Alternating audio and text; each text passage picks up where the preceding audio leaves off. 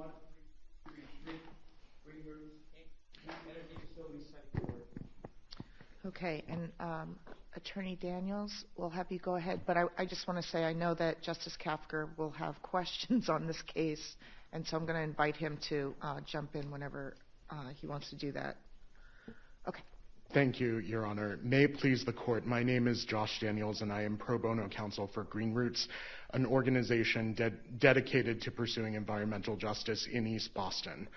For 3 reasons, we are asking you to set aside the Siting Board's decision approving a high-voltage substation in the heart of East Boston's environmental justice community on the Chelsea Creek across the street from 2 of its only green spaces. First, the board abused its discretion in refusing to re-examine its prior determination that the substation is needed, particularly given its prior failure to follow statutory public hearing requirements. Second, that the board failed to create a substantially accurate and complete record because it continually failed to provide adequate, meaningful opportunities for East Boston's substantial non-English speaking population to participate, and finally that the board's evaluation of the flood risks associated with the site now chosen for the substation do not square with the evidentiary record developed before it. By way of a roadmap time... When you say the evidentiary record developed before it, what are you talking about? Are you talking about this new information, or the information that was in the record is inadequate? What are you saying? So on flood risk, jumping to that argument for a second, the thrust of the argument essentially is that the board's decision to truncate its risk analysis at 2070 just doesn't square with the nature of the evidence that was developed, both about how long the facility is likely to be at the site chosen and also the magnitude of the risk that it will be facing by that time, and there's just no... You're only referring to information that was before the board. Correct, that was developed in the project change proceeding below. Just as a roadmap, time permitting, I plan to focus on the first and the third issues, recognizing that there is some overlap in the process argument on the first and the second. Beginning with reopener, there are essentially 3 basic components to GreenRoots' reopener argument. First is the inherent authority of the board to take account of new information showing that applicable on-the-ground facts may have changed, and that can happen at any time, even after the final decision issues. I don't think anyone seriously disputes the existence of that authority at that point. The second is, as we briefed, that new evidence credibly shows that things have indeed changed. Unless there are sort of technical questions, I'd really like to focus more on the third component, which is that the strength of the finality interests in the prior determination have really been diminished given the process failures in the underlying proceeding. I do have a technical question. Yes. Which is, what are we talking about? Are we talking about the 2017 hearing? And let's talk about specifically the statute that says the hearing should be in each locality. Yep. So the hearing was in East Boston in 2017. So that was the final hearing and vote of the board in the underlying proceeding. What we take issue with is the initial public comment hearing, which has to be held in each locality where a facility would be located in the language of 69J. And that hearing back in 2015, I believe it was held in Chelsea, which we contend is not, there was only one public hearing. There were facilities located in, I believe it was Chelsea, Revere, and East Boston, and we say that all of those affected communities or localities should have had an initial public comment hearing. And doesn't there have to be an objection to that? You weren't even a party. I think our case law, there's a case with the Energy Facilities Sitting Board back in 2015, I believe, that requires an objection at the time and by a party. So we were not a party to the underlying proceeding, mostly because it's basically, as a practical matter, almost impossible to effectively participate as a party without counsel. And until I came along in 2019, GreenRoots was unable to find, or its predecessor organization at the time was unable to find counsel to represent them. But I think going more to the thrust of your question, Justice Lowy, We do not think that the failure to abide by the board's statutorily required procedures is utterly without consequence when the board is now seeking to, in essence, stand on what it decided in the underlying proceeding. The strength of finality, I think, in almost any context is a function of the fairness of the process through which that finality was achieved. I think the board's own precedent speaks to whether the prior determination was fully and fairly litigated, and so we think that's how that failure to hold a public hearing in East Boston comes into play. Going to the language of the statute, I mean, the statute, I think, is sort of clearly imposes a more stringent requirement than the regulation that the board has purported to promulgate in furtherance of the statute. What the regulation says is a public hearing shall be held in one or more of the affected cities and towns, and the statute is more stringent. It said that the board must hold an initial public comment hearing in each locality where a facility would be located. Even by my friends on the other side's own dictionary definitions, locality encompasses neighborhood, community. It means at most, I think, the same city or town, but it even... I don't know. The Black's Law Dictionary definition is a small area of a city, county, or state. Vicinity, neighborhood, community. Right. And the thrust of that entire definition is a small area. As I read the other side's briefs, what they seem to be saying is, well, it's for the board to determine, essentially draw a circle around the affected communities, and that can be the relevant locality on sort of a case-by-case basis. I'm not sure how you square that with either the definition of locality, which sort of looks at the smallest, at sort of the smallest units, including the neighborhood or the community, and also how it squares with the word each, because the statute, by using the word each, already contemplates that in many cases there's going to be more than one community affected, and so there's going to be a need for more than one public hearing, and yet the regulation purports to make a different choice than the statute, which is essentially to try and minimize the board's public hearing obligations by saying, well, it's fine if you hold one per petition.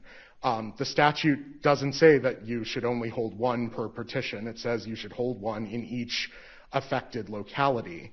I think there's also, it's worth emphasizing how sort of path-dependent and the initial public comment hearing is. I think, as Eversource points out in their brief, the public comment hearing at the beginning has cascading effects. It sort of shapes what the proceeding looks like that follows, because the comments that are received at the public comment hearing may inform not just who intervenes, but also what issues get explored, either by interveners or by board staff. And so the board never got, because we think, based on the record, only 7 people commented at that initial public comment hearing in Chelsea in 2015. Counsel, could I go backwards for a minute? Yes. Is this an issue of locality or notice?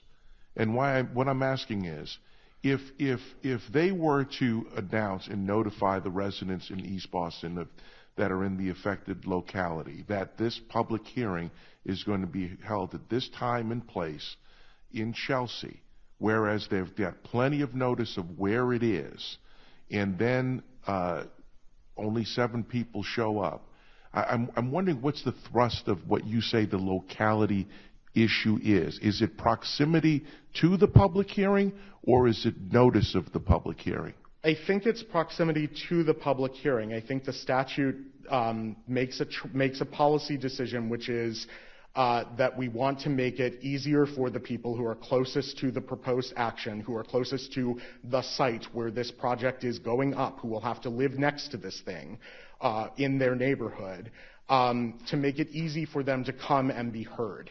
And is that your interpretation of it, or are you relying on something explicit that says that? It is my interpretation. To my knowledge, this particular provision of 69J has not yet been interpreted, and so that will be a task for you.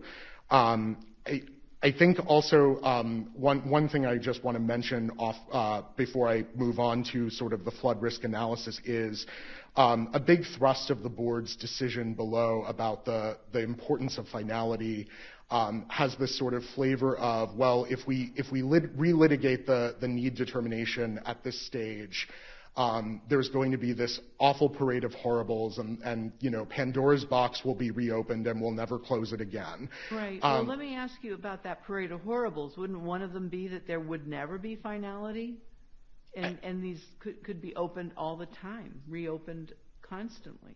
I mean, I think that parade of horribles rings a little bit hollower now, since finality actually has been relitigated in the new proceeding that's still pending before the board below, and that's probably going to be coming to you a year from now, which is, the company Eversource sought a 69K certificate to essentially override other state and local permitting requirements. As part of that proceeding, the issue of need was slated for adjudication. It has been litigated. We're awaiting a tentative decision on that proceeding.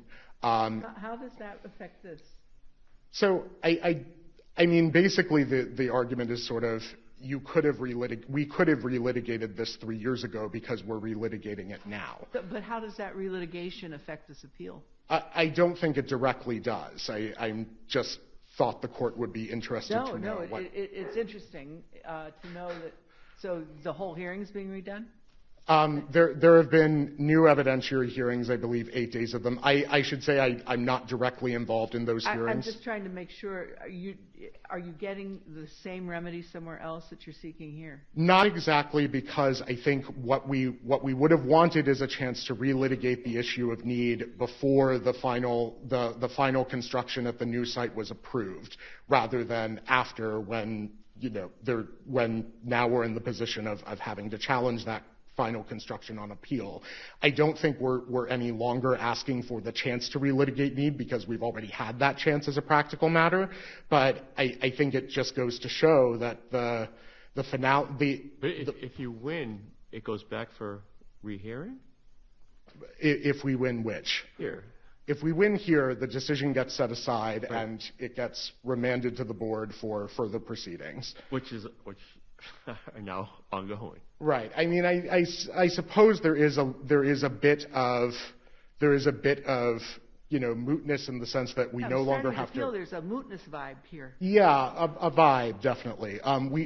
We're no longer in the position of having to ask for the chance to relitigate need, because we've now gotten that chance through other means. Right, but I think it would still suggest that the decision here should be set aside, because the board abused its discretion in saying, well, there's no way we can relitigate need when we're already relitigating need. And, if we can relitigate it this year, we could have relitigated it 3 years ago. And how does that relitigation of need affect the other two issues in the case? So I don't think it does. I think the flood is pretty well cabined. The flood risk issue is pretty well cabined to itself. Won't be considering that? Pardon? They won't be considering that, or any of the evidence about the 100 years versus the 2001? I don't know to what extent. I've been mostly focused on the new proceeding in terms of its effect on the need issue. I'm not. I can't really speak to how much they've relitigated flood, although I suspect there might have been some relitigation. So, counsel, I'm completely confused now. Are you saying that the number one issue that you're spending oral argument on has already been, you've already achieved a relitigation of the need issue? In essence, yes, but we are still unhappy with the approval of the construction at the new site. And would like that approval set aside for the reasons that we have briefed. I think at this time, if there are no further questions. Yes.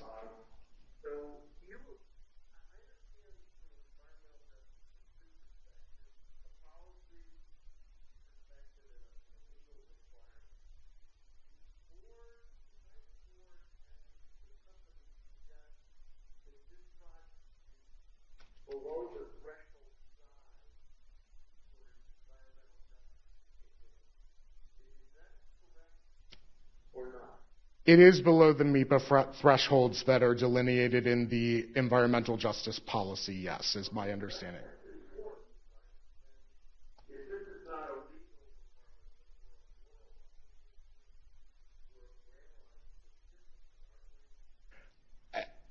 I mean, I think I think it's still important to hold that that the public participation requirements that are embodied in the board statutes and regulations include a requirement that those opportunities be meaningful, including for people with limited English proficiency.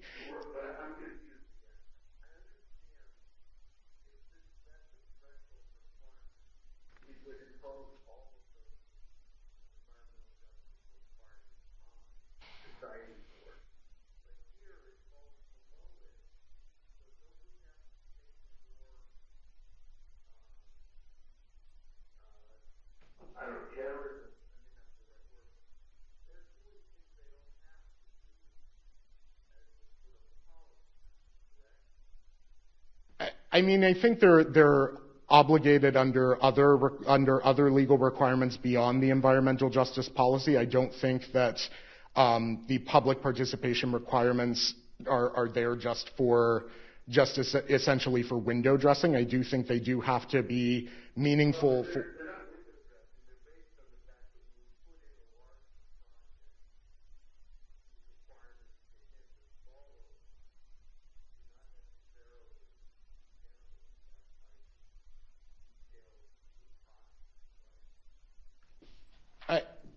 Could you repeat? I'm not sure I quite follow the question.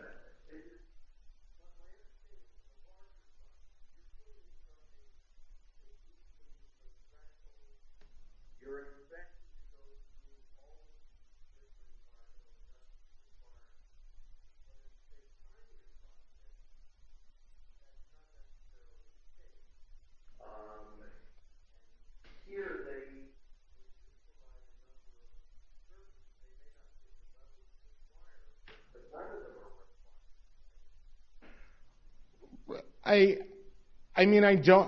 think just sort of taking a step back at the public participation requirements that exist by statute and regulation, what those contemplate is the public will actually have a meaningful opportunity to weigh in and be heard on the project. And what that looks like in some ways depends on the nature of who is seeking to participate and what needs they have.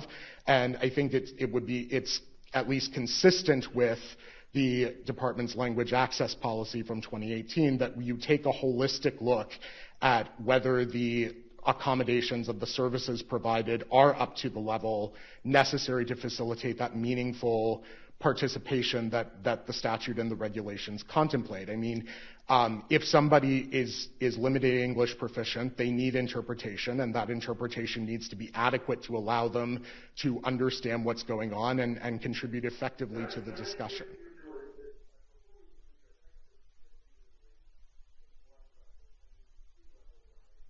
Yes.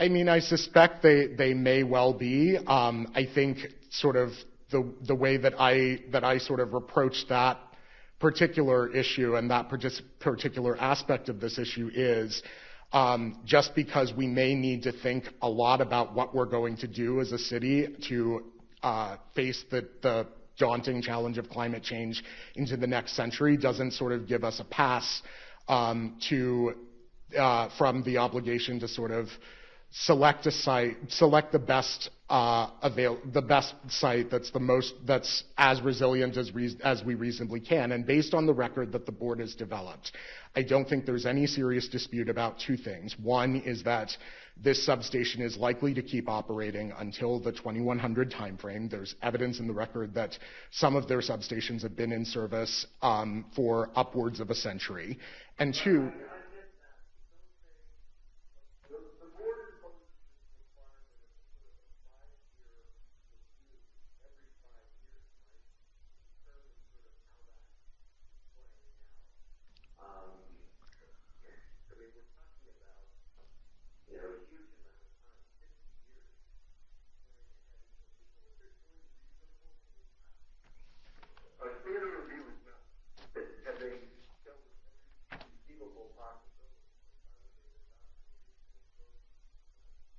well, I think the standard of review on substantial evidence takes account on whether what the evidence developed before them looks like and whether it tends substantially towards the inference that they chose or the opposite inference that they chose. And the main reason why they decided to cut off their risk analysis at 2070 and instead instigate this every 5-year review process is they think, for a reason that I can't find in the record and no one has really cited to us, that the projections out to 2100 are somehow less usable than the projections out to 2070, that they're more uncertain. I don't think if you read the Bragg report you will find anything like that in any statement to that effect in the Bragg report. I also don't think that any witness below with expertise testified. Eversource's witnesses admitted to me when I questioned them that they do not have expertise in any of the science or principles that the Bragg report is applying. They're not modelers, they are engineers. I respectfully think the board also, what climate-driven sea level rise is likely to look like over the next century is getting pretty far afield of its core competence, which I think is at best sort of how to engineer a substation to withstand a certain magnitude of the risk, but not necessarily to understand what the risk profile is, if that makes sense. Can I ask one? Can I ask this? So I thought the record supported the proposition that one of the considerations of the siting board was 2070 is good enough because we're not sure how we're going to be meeting our energy needs in the future, right? That there are developing technologies, and while flood may be an issue, we may no longer be meeting our energy needs in this way after 2070, 50 years from now. So that's good enough with the 5-year reviews.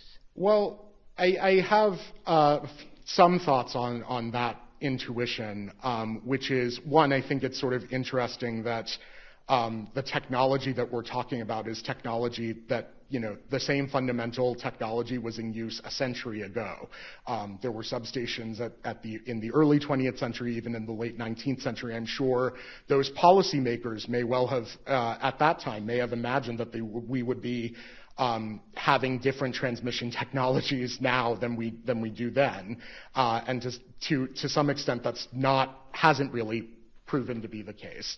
And second, I think while we would welcome the move towards, say, distributed. Isn't that the problem that's leading to global warming? I mean, I guess we've learned a lot in the last century, and why can't or why shouldn't this court defer to experts in this area to say 2070, that's reasonable, because we're at a place right now where business as usual has led us to the place we're at right now, and we have all these national and state policies that are leading us to different ways of meeting our energy needs.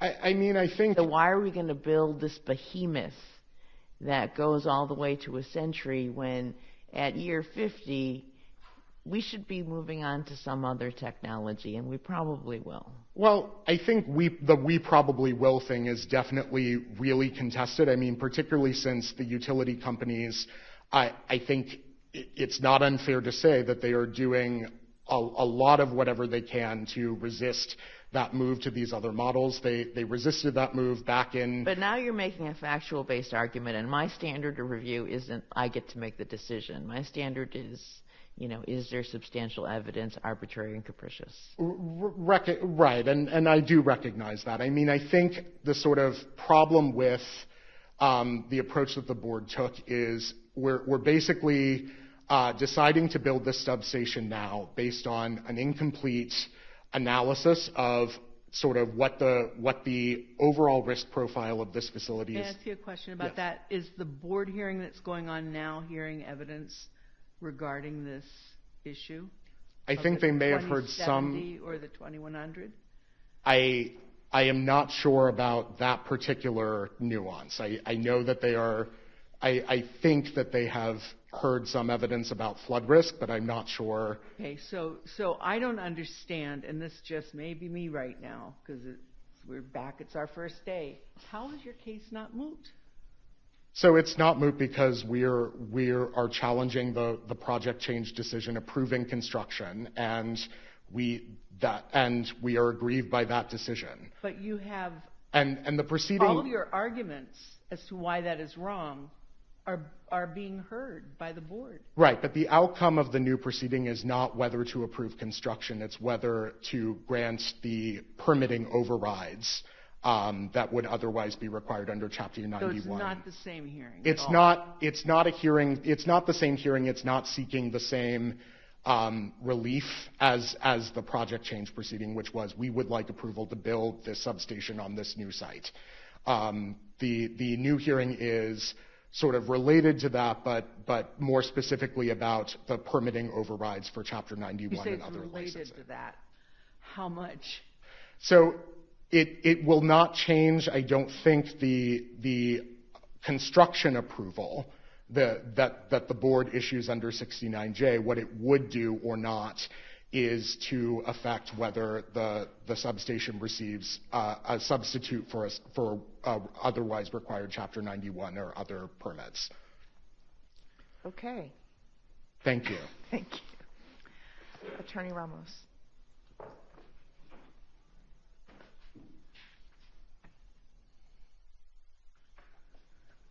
Thank you, Madam Chief Justice, and may it please the Court. Adam Ramos as Special Assistant Attorney General on behalf of the Energy Facilities Siting Board.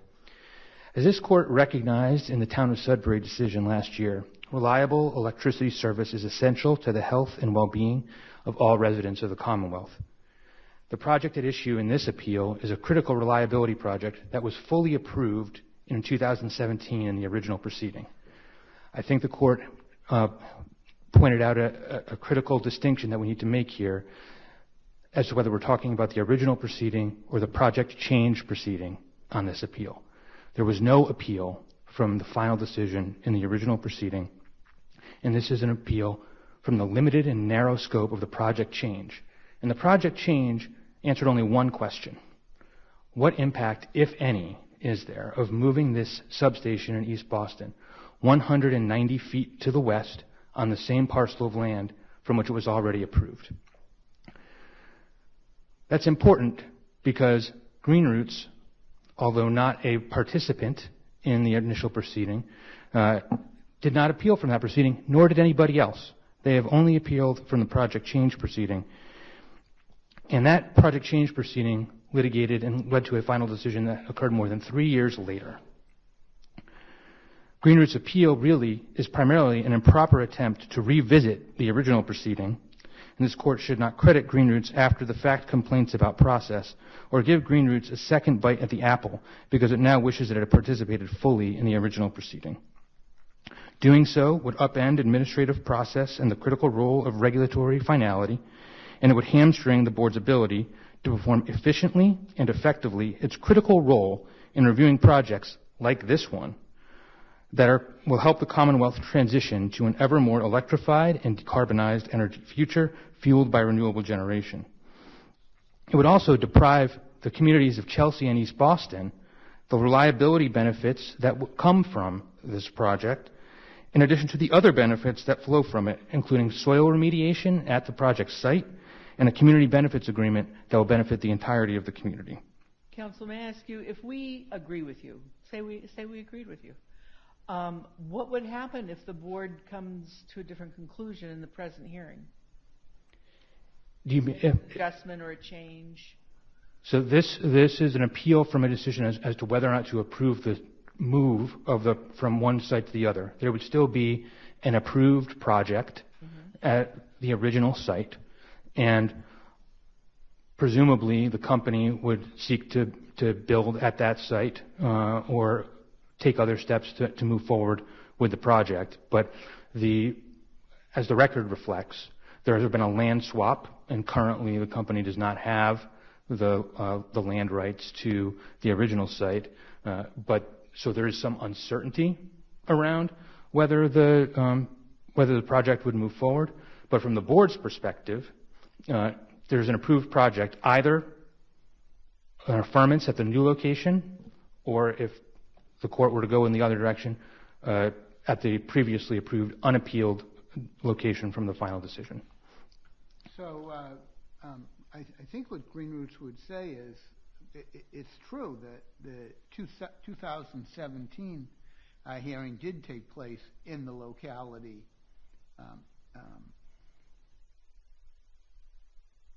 The issue, depending on how you interpret each locality, but not having the ability during that initial hearing for people in East Boston to be able to contest what was going on impacts whether or not this issue of moving 175 yards down the road should really result in a reopening of the 2017 decision to move. So, Your Honor, I think GreenRoots has argued with respect to locality that the public comment hearing in the original proceeding should have taken place in East Boston.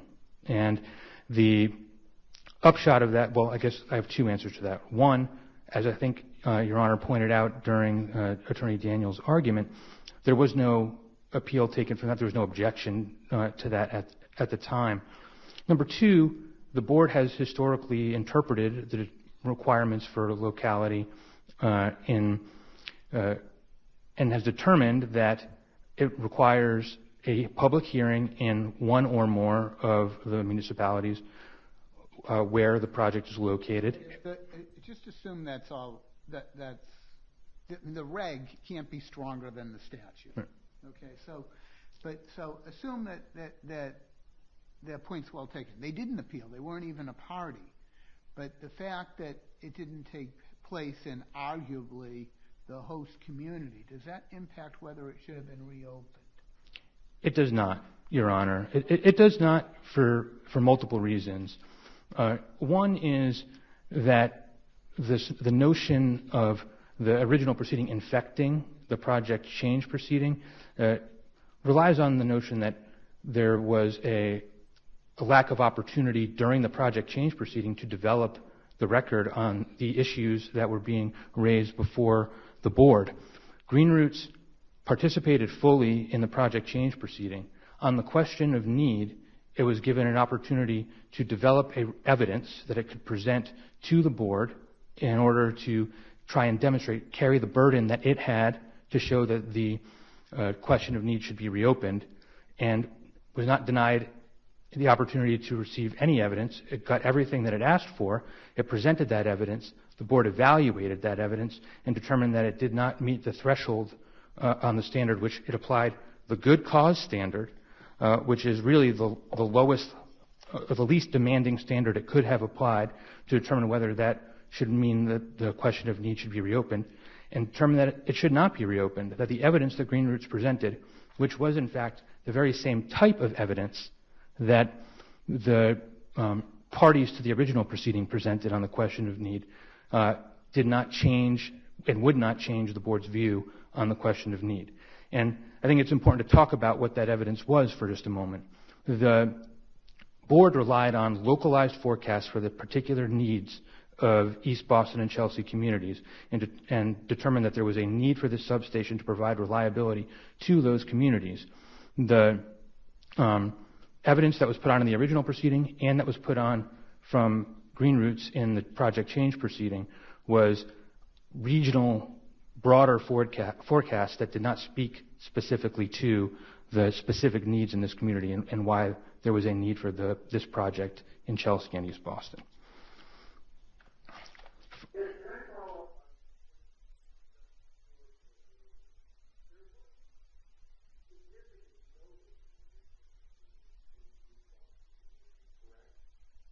That is correct.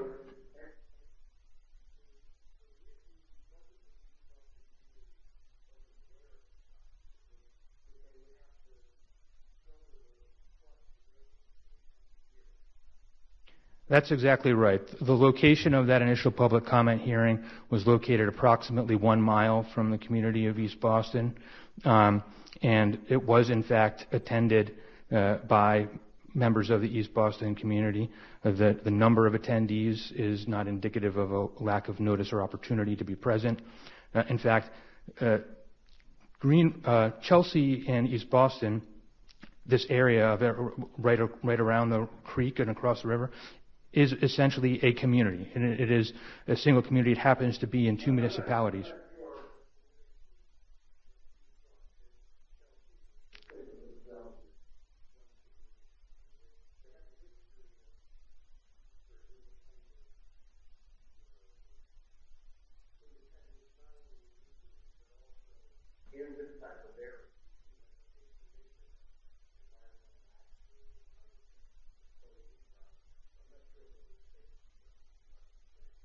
Well, I follow that exactly, Your Honor, and I certainly intended to mean it more geographically as opposed to politically. There are certainly areas of East Boston that would have been less accessible to members approximately adjacent to the project than the Chelsea Senior Center, where the public comment hearing was held.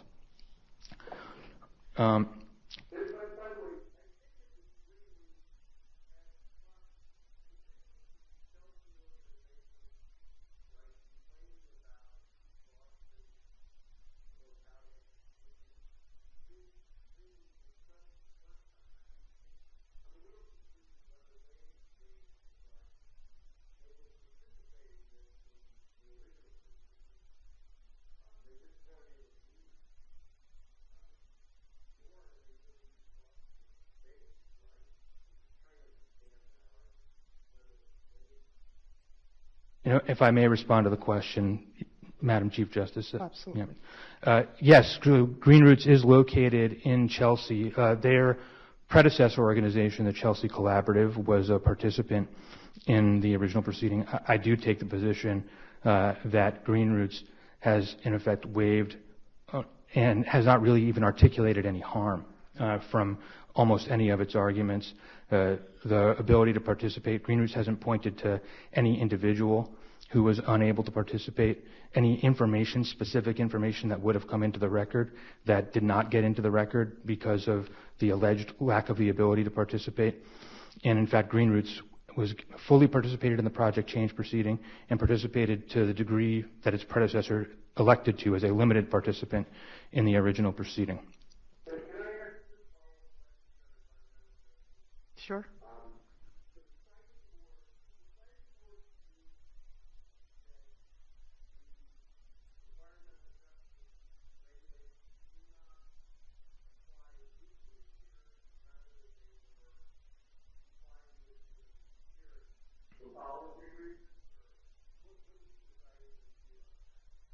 The Siting Board's view is that the enhanced outreach and enhanced analysis procedures under the environmental justice policy did not apply here because it did not, the project did not rise to the level of the Massachusetts Environmental Protection Act triggers. The Siting Board takes the position.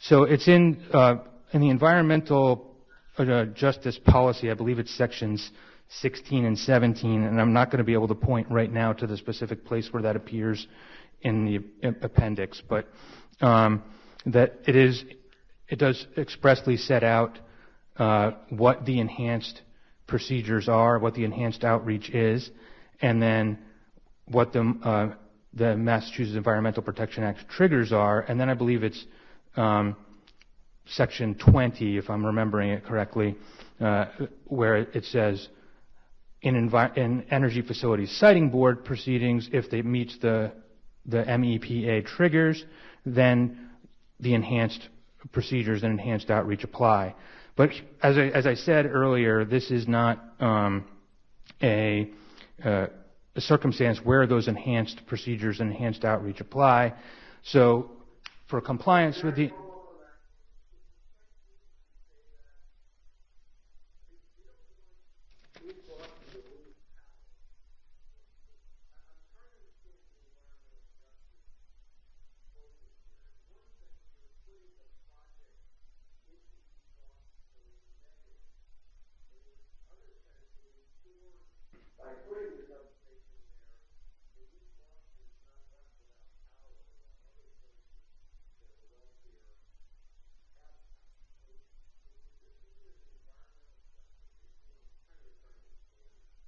I think that you're exactly right, Justice Kafker. The benefits that will flow from this project happening and being located in East Boston are significant to the communities of East Boston and Chelsea.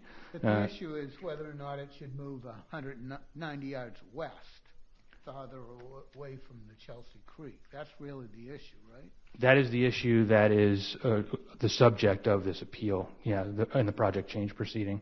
Right. And as I've mentioned... It's not, though, is it? Because didn't they not appeal from that decision? No, they only appealed from the project change decision. The project change, but not the original citing decision. That's correct. Right. Okay. Yeah.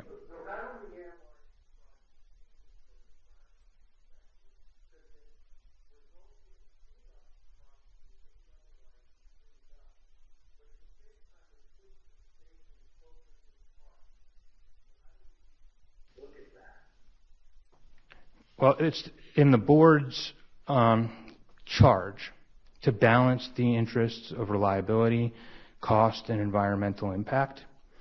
And the board took in the evidence during the project change proceeding related to each of those issues, specifically as to how they applied to the 190-foot shift, evaluating the question of what it meant for it to be closer to the park and closer to the creek as opposed to the prior location, which was slightly further away, and determined that the additional environmental benefits that would come from the soil remediation and not a significant increase in potential or speculative environmental harms. Further, there was an extensive study regarding things like EMF showing that there's not any sort of risk of adverse effects just from being close to the substation from an EMF perspective. And substations fundamentally are not particularly dangerous, and Eversource can speak to some of the way that substations function.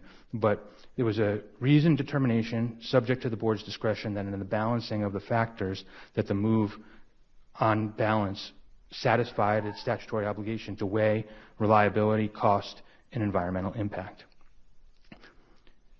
Okay, we all set? Thank you. Thank you.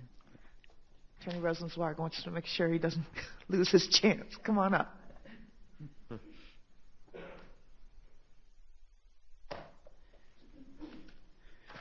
Good morning, Madam Chief Justice. May it please the Court. David Rosenzweig, appearing on behalf of NSTAR Electric, Eversource, who is an intervener in this appeal, but was the project proponent and the petitioner before the Siting Board in the proceedings below. Turning directly to the arguments you've heard this morning, we agree with Attorney Ramos and some of the questions from the bench that any attempt by GreenRoots to reach back to the original proceeding has been waived. They actually had notice, and they actually participated as a limited participant in what it's called before the Siting Board, and they had no appeal rights. And even if they had appeal rights, which they did not, that appeal period has lapsed by several years. So reaching back to the original proceeding to challenge need issues, to challenge the locality issue, are not properly before the Court. If the court wanted to reach the issue of locality, they should defer to the siting board's interpretation of that statutory term. It's not a plain word. It doesn't have a clear-cut meaning that is locality. Just say, well, first of all, I agree with the first part. Yes. With the waiver, but I don't know. It doesn't just say locality. It says each locality. It does, Your Honor, but each applies to locality. And the siting board reasonably construed the statute as East Boston, Chelsea, and Everett, the three communities in which this project exists, are essentially one locality. They're only a mile or two away from each other, and that it is not a disparate area that's covered by, let's say, 20 miles, where the siting board very likely would have had a couple of public hearings or several public hearings if it was the type of project that was on in a tightly compact, densely located area that where the facilities were in proximity to the adjacent communities and the public comment hearing was easily accessible to all residents that would be interested in the public comment hearing. But getting to the issue of the project itself, one important issue in this addresses Justice Kafker's question is the siting board, among all the benefits here, this is very much a needed substation. This is an underserved community. It might be an environmental justice issue if the company were not allowed to build a substation.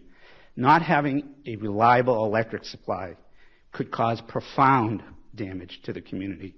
The health and welfare and the economy of that area is dependent on a reliable energy supply. But let me ask you the same question, because I might be missing something. The issue is not whether East Boston's not going to get the energy that it should and that it needs. It's whether it should be 190 feet to the west, closer to the park and the creek. That's correct. That's what the project change proceeding is about. It's about a 60-yard shift of the location of the substation, and that issue was fully investigated by the siting board. And one of the questions that Justice Kafker asked was regarding environmental justice. An important component of the siting board's decision is they required the company to enter into a negotiation with the community residents to engage in discussion for a community benefits agreement, which has been done as part of a compliance filing with the siting board. And that community benefits agreement was designed to achieve greater energy and environmental benefits to that community by enhancing access to the parks, by cleaning up certain areas, by providing energy programs. Is that East Boston and Chelsea and Everett when you talk about that? It was tied to the substation area, and it is more directly to the East Boston community, and there was a very targeted programs that the company was required to enter into to benefit that community, to ensure an equitable distribution of energy and environmental benefits. So that adds to the protections that are in the siting board's order to balance all of those issues of cost, reliability, and environmental impact, and to make sure that the residents of East Boston, which is, as I said, an underserved community, is not only getting the, shall I say, the impacts of the substation, but is getting much more in terms of reliability and other programs to mitigate and offset the environmental impacts of that station.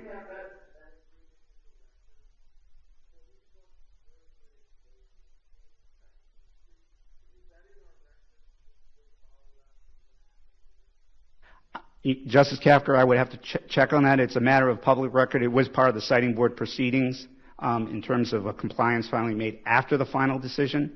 And I can check on that and provide that in a post-argument letter to you if that would be helpful. One other point on sea level rise.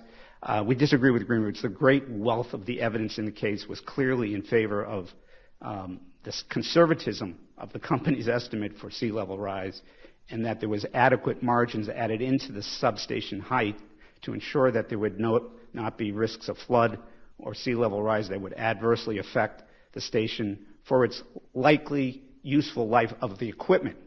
Ongoing studies would be conducted all the time to ensure that that equipment is safe and resilient to sea level rise and to flooding events. It's in the company's interest to do that on behalf of its customers, and as a belt and suspenders, the siting board imposed conditions Y and Z in its siting board order, which is part of the order, to ensure that these issues are revisited on a periodic basis, and when more refined and concrete information is available on sea level rise, that the company is required to submit studies as to the state-of-the-art Science on sea level rise?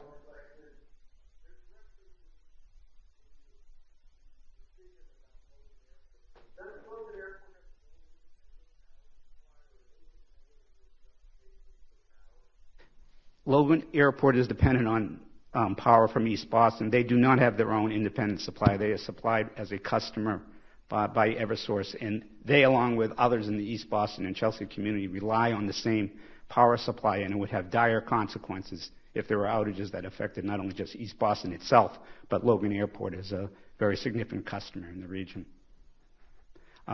So unless the court has further questions, we rest on our briefs, and we ask the court to affirm the decision.